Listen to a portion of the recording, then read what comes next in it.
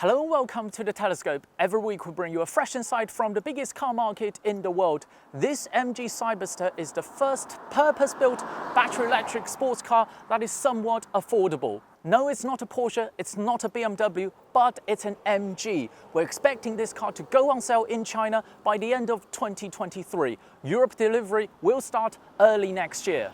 At 4.5 meters long and 1.9 meters wide, it is bigger than the Porsche 718 and also a bit longer than the Jaguar F-Type, but it's not by any means prohibitively big. It's been designed by MG's London design office. At the front, it's low, aggressive, and it's not too clean. You know, with some EVs, it's so clean to the point you feel like they're missing some elements, not with this. The side profile has some similarities with the Jaguar F-Type, and that's no bad thing. The rear takes some getting used to. I'm talking about these arrow-shaped indication lights. MG says it's inspired by the UK national flag. I'm sorry, they are just two arrows. While I am certainly getting used to it, I can certainly understand why they are, to some people, too obvious and kind of too straight to the point. Overall, especially in this GT silver color, it's a solid design from MG, and I think it's already a better looking sports car than the BMW Z4. The boot is okay. You can easily fit two international carry-on sized suitcases into it and still has some leftover. There are also decent storage behind the seats. Trust me, they are a lot more useful than it looks. Here on the interior, as a Jaguar F-Type owner, may I just say the fit and finish and the material choices are so much better. Soft touch leather everywhere, Alcantara on this side and here on the door inserts. For a sports car, the interior is not the most important aspect, but it doesn't hurt to feel this is very nicely put together. Apart from the piano black plastics and some touch-sensitive buttons here on the center console, this interior overall feels solid. Let's talk screens, because this interior, especially this screen layout, I think has been designed with a yoke steering wheel in mind. Because once you initiate navigation on this screen, the arrow that represents your own car is precisely blocked by the steering wheel rim. You can put the center display into a map mode to solve this problem, but yeah, it's kind of in the way. However, a normal steering wheel like this is still 10 times better than a yoke steering wheel. Yes, the black bars are visible, but they don't look as horrendous as it does on pictures. But I do wish in the future MG can custom make a one-piece display. Apart from the central screen, all the other screens are touch sensitive. Here on the left, you have your tire pressure, trip computer, G-force display, lap time counter. And here on the right, you have music, navigation, your phone connections. The lower screen is used for air conditioning, energy consumption, charging, and vehicle settings. It's quite a lot to get used to, but they are kind of sensibly laid out, and the interface are very slick and responsive.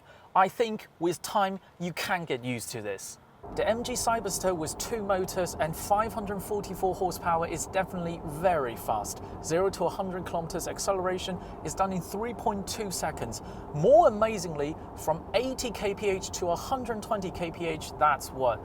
50 miles an hour to 75 miles an hour, that's 2.1 seconds. The in-gear acceleration in this car is very fast on paper, but it's not all that scary because this car only has one forward gear, so the acceleration decreases as the speed builds up in a very linear and predictable fashion. You won't have the sensation of going through the gears, going through the rev range every single time you change gear like you would be on the petrol-powered cars.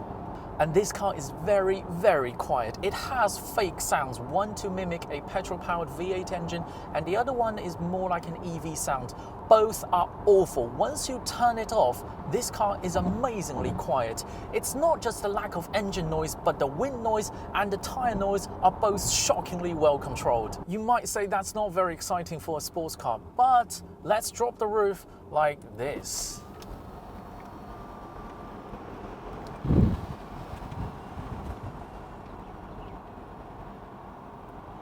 Now it feels so much more intimate to the outside world, but I still wouldn't say it's exciting. It's more interesting purely because it's a convertible. It doesn't excite all of your senses like my Jaguar F-Type does. This setup also helps to hide its weight. In this 77 kilowatt-hour long-range battery with the dual motor version, this is 1985 kilos, basically over 2 tons with me in it.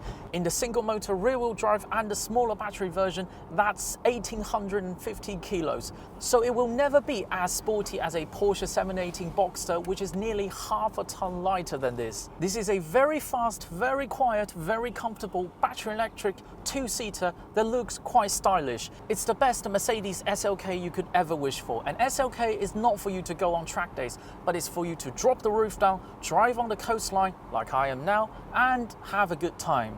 And most Mercedes SLKs, BMW 2 Series convertibles, 4 Series convertibles are sold with a turbocharged 4-cylinder engine anyway, which is not all that inspiring.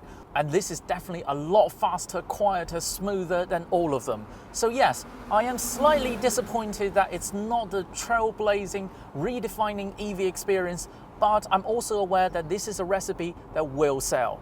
This Cyberster has no competition. The Porsche 718 Boxster, which I'm sure will be lighter and more exciting to drive than this, won't be on the market until 2025, and that will be Porsche's pricing. We don't know the official pricing of this just yet, but early leaks points to a starting price of roughly 42,000 euros in China. That's the 340 horsepower single motor rear-wheel drive with the 64 kilowatt-hour standard range battery. Also a fun fact, the 64 kilowatt-hour battery pack in this is the same as it is in your MG4, and the MG4's rear motor is the front motor on the Cyberster. When this hits Europe with VAT and import taxes, it's probably going to be a 55 to 60,000 euro car. And by the way, Chinese electric vehicles are a lot more expensive than Europe than what they are in China. So we are not dumping electric vehicles into Europe. If we are, they will be substantially cheaper than what they are. This Cyberster is a solid effort. From the exterior to the interior, it's already at a level which challenges many mainstream sports cars. It has a lot of straight line performance, but it doesn't redefine the EV driving experience. It's fast, quiet, comfortable, sensibly priced with no competition. This is a very good first attempt from MG on electric sports cars. That is all from the Telescope today. If you enjoyed this video, keep watching, keep subscribing. More videos coming along very soon.